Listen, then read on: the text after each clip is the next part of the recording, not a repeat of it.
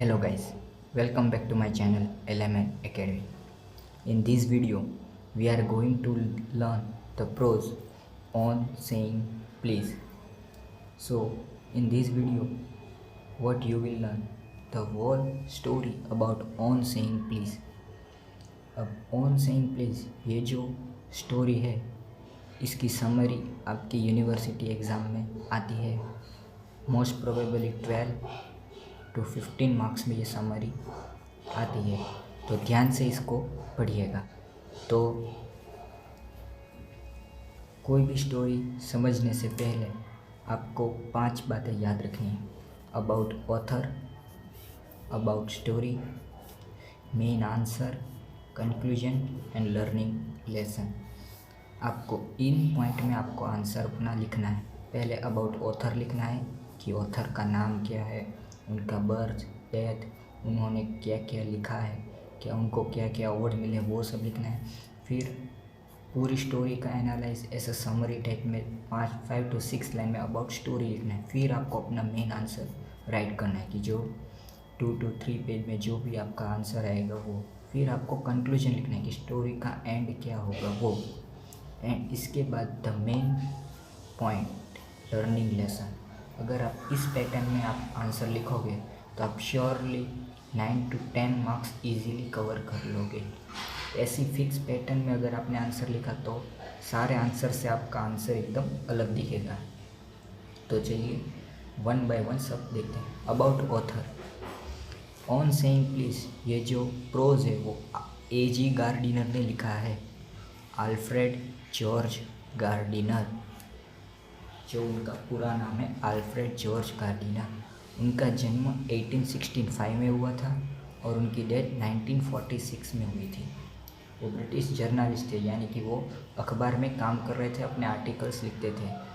उन्होंने pen name या pseudonym, ये क्या होता है पेन नेम, यानी कि वो जो कोई भी आर्टिकल या कोई भी बुक या कोई भी स्टोरी लिखते थे तो उसको उसके अंदर अपना नेम लिखने की बजाय, यानी कि जो वो लिख रहे हैं वो अपने पेन नेम, यानी कि वो जो निक नेम होता है, यानी कि उनका जो शॉर्ट फॉर्म होता है, शॉर्ट नेम, जो अपना एक नाम की अलग पहचान बनाते हैं, यानी कि वो A.G. गार्डिनर की वजह अल्फ़ा ऑफ द प्लाउ ये लिखते थे। अपनी पोएम या स्टोरी जो कुछ भी लिखते थे उसके नीचे A.G. गार्डिनर की जगह अपना pen name alpha of the plough लिखते थे। उनकी बेस्ट नोन राइटिंग में शामिल है the pillars of society, pebbles on the shore, many furrows on the leaves in the wind, many furrows and the leaves in the wind. His essay are uniformly elegant, graceful and humorous. His uniqueness lay in his ability to teach the basic truths of life in an easy and amusing manner. अब Alfred George Gardiner वो सारे author से अलग क्यों थे? वो real life के जो ट्रूथ्स होते हैं, जो हमारी सच्चाई होती है, वो उनको ऐसे मैनर में एकदम कॉमिक टाइप लिखते थे और जो सच्चाई जो ज़रूरी होनी चाहिए वो खुल के एक स्टोरी के रूप में वो बता देते थे। इसलिए वो उनकी एक यूनिकनेस टैलेंट था कि जिससे वो हमें बेसिक ट्रूथ है जो लाइफ के वो स्टोरी के मैनर में समझा देते थे। स्टोरी में क्या बोलते हैं? Great value of politeness. Politeness यानी कि नम्रता क्या होती है उसका वो ऑथर कहते हैं कि भाई पोलाइटनेस क्या है। इसका एग्जांपल और bad manner and good manner, दो तरीके से बैठ कि बैड मैनर में क्या होगा, गुड मैनर। अब सिचुएशन कोई भी उसका रिएक्शन जो है वो बैड मैनर में कैसे देते हैं और गुड मैनर में कैसे देते हैं, और कंसिक्वेंटली उसके रिजल्ट क्या होते हैं ना, वो भी ऑथर अपनी पूरी स्टोरी में डिफरेंट टाइप के एग्जांपल दे के बताया। वो कहते हैं कि why we need to say thank you and please to everyone. हमें थैंक यू और प्लीज़ क्यों बोलना चाहिए और थैंक यू और प्लीज़ बोलने से क्या फ़र्क पड़ता है और क्या नहीं फ़र्क पड़ता, वो ऑथर हमें कहते हैं। वो एक टैगलाइन देते हैं, और fist would never be idle and the gutters of the city would run with the blood all day. ये लाइन आपको एक क्वेश्चन में भी देंगे कि इस लाइन को समझाओ कि ये स्टोरी में ये लाइन का मीनिंग क्या है। और fist would never be idle. Fist यानी कि हमारी हथेली, यानी कि जो मुक्का हम बोलते हैं, वो कभी शांत नहीं रहेगा। And the gutters of the city would run with blood all the day. अब इस लाइन का मीनिंग आप पूरी स्टोरी पढ़ोगे तभी पता चलेगा कि क्यों हमेशा झगड़ा होगा और हमारी जो गटर हैं वो खून की नदियाँ बहेंगी। ऐसा हम बोलते हैं कि वे ब्लड से, क्यों पानी की जगह ब्लड से बहेंगी, क्यों इतना वायलेंस क्यों, इसका पूरा वो बताते हैं। तो चलिए हम जाते हैं पहले स्टोरी पर। तो स्टोरी में 4 डिफरेंट टाइप के एग्जाम्पल हैं, लिफ्टमैन के, बर्गलर के एंड कंडक्टर और ऑथर। ये 4 टाइप के एग्जाम्पल हैं, हम एक के बाद एक समझेंगे। लिफ्टमैन का एग्जाम्पल वो जिसमें वो डिसकर्टसी बताते हैं। अब स्टोरी की स्टार्टिंग लिफ्टमैन से होती है। अब इंसिडेंट में होता क्या है, लिफ्टमैन यानी कि जो लिफ्ट के अंदर वो इंसान होता है जो आपको बताएगा कि अगर आपको टॉप फ्लोर पे जाना है तो वो आप टॉप फ्लोर सिलेक्ट करेगा और आपको टॉप फ्लोर पे ले जाएगा। अगर आपको ग्राउंड फ्लोर पे जाना है तो आपको ग्राउंड फ्लोर पे ले जाएगा। ऐसा एक लिफ्टमैन था, उसके अंदर एक इंसान आया, एक पर्सन आया। अब पर्सन ने बोला कि टॉप, और लिफ्टमैन को आ गया गुस्सा, उसका ईगो हर्ट हुआ। उसने बोला आप टॉप प्लीज़ बोलोगे तो ही मैं आपको ऊपर ले जाऊंगा। उसने ऐसी डिमांड की कि आप टॉप प्लीज़ बोलो तो मैं आपको ऊपर ले जाऊंगा। पर ये जो इंसान था कि जो आया था लिफ्ट के अंदर, उसने कुछ बोला नहीं और उसकी बात में ध्यान नहीं दिया। तो लिफ्टमैन ने किया क्या, उसको धक्के मार के बाहर निकाल दिया और फिर वो चला गया और ये इंसिडेंट ख़त्म। तो ये था एग्जाम्पल ऑफ डिसकर्टसी, यानी कि नम्रता का भाव दिखाया। लिफ्टमैन को अपना ईगो हर्ट हुआ, उसको लगा कि मुझे रिस्पेक्ट मिलनी चाहिए, उसने प्लीज़ क्यों नहीं बोला, इसलिए लिफ्टमैन ने उस पर्सन को बाहर निकाल दिया। अब सेकंड एग्जाम्पल देते हैं बर्गलर, यानी कि थीफ, यानी कि चोर। अब हमारे घर में अगर कोई थीफ हमारे घर को दरवाज़ा तोड़कर अगर आ गया और हमने देख लिया कि हमारे घर में चोर है, तो हम उससे कॉम्पीट करेंगे, हम उससे फाइट करेंगे। तो लॉ हमें क्या बोलेगा, लॉ हमें सज़ा तो देगा नहीं, लॉ हमें सज़ा देगा नहीं, लॉ थीफ को सज़ा देगा क्योंकि उसने हमारे घर में चोरी की और इसके लिए लॉ बना है। पर और हमें कंपेंसेशन मिलेगा, हमें अलाउंस मिलेगा कि हम आपके घर में चोरी हुई तो चोर से वो जो जुर्माना भरवाएगा। ऐसा हमारे यहाँ सिस्टम है, लॉ एग्जिस्ट है। पर हमारे यहाँ ऐसा कोई लॉ एग्जिस्ट नहीं है कि हमारे मोरल एंड इंटेलेक्चुअल डैमेज के लिए हमें अलाउंस मिले। ऐसा कोई लॉ है कि भाई अगर लिफ्टमैन जो है उसका मोरल, उसको इंटेलेक्ट, उसको ईगो हर्ट हुआ तो इसके लिए वो कुछ पे करेगा नहीं। तो ऐसा ही है। अब इस सीन का मीनिंग क्या है, the pain of sin soon passes away, but the pain of a wound to our self-respect may poison a whole day. अब pain of sin soon passes away, अगर कोई हमें मारेगा यानी कि चाटा मारे या किक मारे तो उसका जो पेन है वो 1-8 घंटे में चला जाता है, यानी कि soon passes away, but the pain of wound to our self-respect may poison whole day. लेकिन हमारी सेल्फ रिस्पेक्ट को जो घाव लगते हैं वो हमारा पूरा दिन बर्बाद करते हैं और वो जल्दी से जाता नहीं है, जल्दी नहीं जाता। तो ऑथर यही कह रहे हैं कि जब लिफ्टमैन ने कस्टमर यानी कि जो इंसान आया उसे टॉप प्लीज़ बोलने को कहा, तब उसने टॉप प्लीज़ बोला नहीं और उसने ऐसा अपने ईगो को हर्ट हुआ और उसने जाने दिया। अब ये इंसिडेंट हुआ क्यों था वो उसके स्टोरी के पहले बताऊँ। जो कंज्यूमर था, जो इंसान जो लिफ्ट में आया था, वो 2 सिचुएशन से गुजर के आया था। सुबह सुबह उसने अपनी हाउसमेड को ब्रेकफास्ट बनाने को बोला था और हाउसमेड यानी कि जो घर में काम करती है उसने मना कर दिया कि आज मैं काम पे जा रही हूँ और आज मैं आपके लिए नाश्ता नहीं बनाऊंगी। तो उसको अपने आप से नाश्ता बनाना पड़ा, उसका गुस्सा। फिर उसके जो बॉस थे उसने उसको गुड मॉर्निंग नहीं बोला, इसलिए उसने आपको बॉस को गुड मॉर्निंग विश नहीं किया, इसलिए उसके बॉस उससे नाराज़ थे, उससे रूड बिहेवियर किया। अब ऐसा दो सिचुएशन के गुजरने के बाद जब वो लिफ्ट में गया तो आप जान ही सकते हैं कि उसका मूड कैसा होगा। उसका एक तो मूड ऑफ था और उसमें लिफ्टमैन ने उसके बोला कि आप टॉप प्लीज़ बोलो, तो वो कुछ गुस्से में कुछ बोला ही नहीं और सारा गुस्सा लिफ्टमैन ने उसके ऊपर निकाल दिया और लिफ्टमैन ने उसको धक्के मार से बाहर निकाल दिया। तो ये थी हमारी फर्स्ट स्टोरी और फर्स्ट एग्ज़ाम। और बर्गलर के एग्ज़ाम में क्या था कि हम चोर को सज़ा दे सकते हैं, पर चोर जो हमें इंटेलेक्चुअल डैमेज करेगा उसको हम सज़ा नहीं दे सकते। तो ये थे फर्स्ट 2 एग्जाम्पल। अब है next example. First requirement of civility is that we should acknowledge a service. Being a civilian हमारी एक जिम्मेदारी है कि हमें जो सर्विस मिलती है हमें उसे जानना चाहिए और सर्विस के बाद जो रिवॉर्ड हमें देना है, थैंक यू एंड प्लीज़। ये दो ऐसे वर्ड है जो हमारी लाइफ की मशीन है उसे ऑयल एंड रनिंग स्वीटली, जो हमारी लाइफ की मशीन है उसको ऑयल देती है और उसको स्वीटली रन करती है। ये दो ऐसे वर्ड है जो मुश्किल से मुश्किल काम को आसान बना देती है। अब इसके लिए हम कंडक्टर का एग्ज़ाम पढ़ेंगे जो ऑथर ने दिया है। इसमें रियलिटी एंड स्टोरी के कंडक्टर को हमें कंपेयर करना है। तो सबसे पहले हम करते हैं रियलिटी।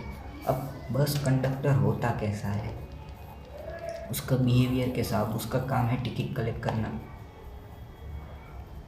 और सबके साथ रूड बिहेवियर करता है कि भाई कोई चोर ना आए, कोई ऐसा नहीं। वो पूरे दिन गुस्से में रहेगा, किसी के साथ बात नहीं करेगा, रूड बिहेवियर में हमसे बात करते हैं। हमने जो देखा हमारे रियल लाइफ में जैसा होता है वो मैं आपको बता रहा हूँ कि गुस्से में होते हैं, रूड बिहेवियर बात करते हैं और चेंज के लिए वो क्या होता है, बारगेनिंग होगी, चेंज के लिए हमें गुस्सा करेंगे, चेंज नहीं लाए, टिकट इधर की इधर नहीं ले, ऐसा रूड बिहेवियर होता है।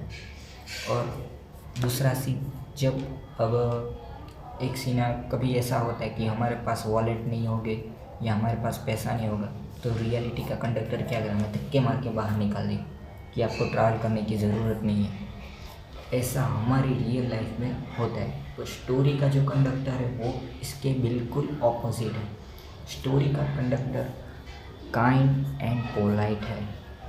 अब वो कैसे है वो मैं आपको बताता हूँ। सिचुएशन ऐसी हुई कि एक बार ऑथर लंदन से अपनी ऑफिस के लिए निकल गए, अपने घर से बस के लिए निकल गए, पर जैसे ही वो बस में बैठे उन्हें रियलाइज़ हुआ कि वो अपना वॉलेट भूल गए हैं। अब ऐसी सिचुएशन में वो नर्वस हो गई कि मैं वॉलेट भूल गया, अब कंडक्टर मुझे धक्के मार के निकाल देगा, मुझे वापस जाना पड़ेगा अपने घर पे और ऑफिस के लिए लेट हो जाएगा। पर जो स्टोरी का कंडक्टर था वो एकदम काइंड एंड पोलाइट था। उसने बोला आपको घर पे जाने की और उतरने की ज़रूरत नहीं, आपको जाना कहाँ है, where you want to go, बस उतना पूछा और उसने टिकट निकाल दी।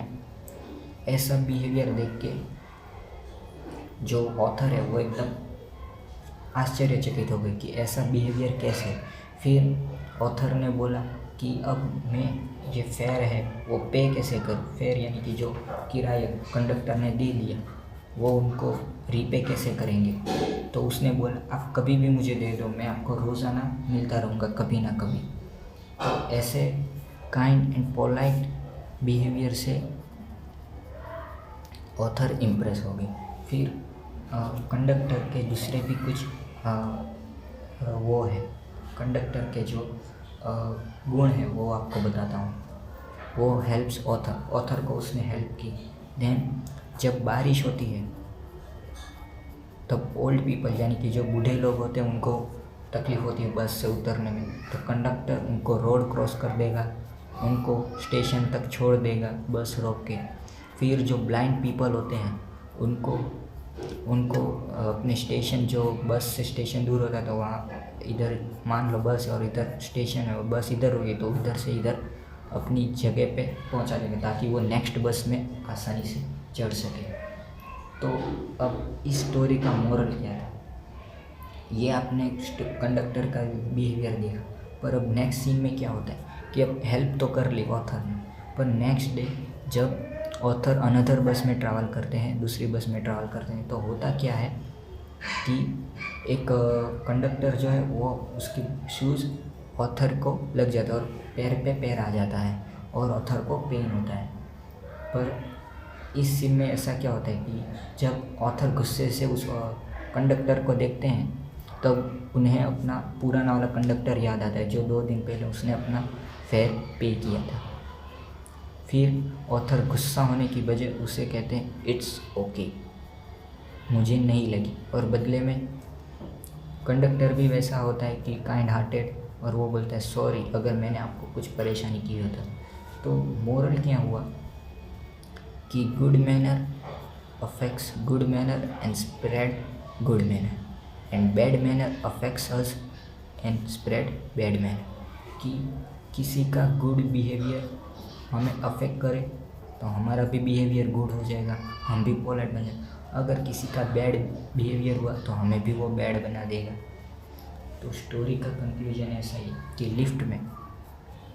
लिफ्टमैन के साथ क्या हुआ कि लिफ्टमैन में जो एम्प्लॉयर था, जो लिफ्ट लेने के लिए आया था, उसने अपने एम्प्लॉयर का गुस्सा और अपनी हाउसमेट से जो झगड़ा हुआ वो गुस्सा वो लिफ्टमैन के उसके दिमाग में ही रहा। और लिफ्टमैन ने जब टॉप प्लीज़ बोलने को कहा तब उसने प्लीज़ अगर बोल दिया होता कोई इतना झगड़ा होता ही नहीं।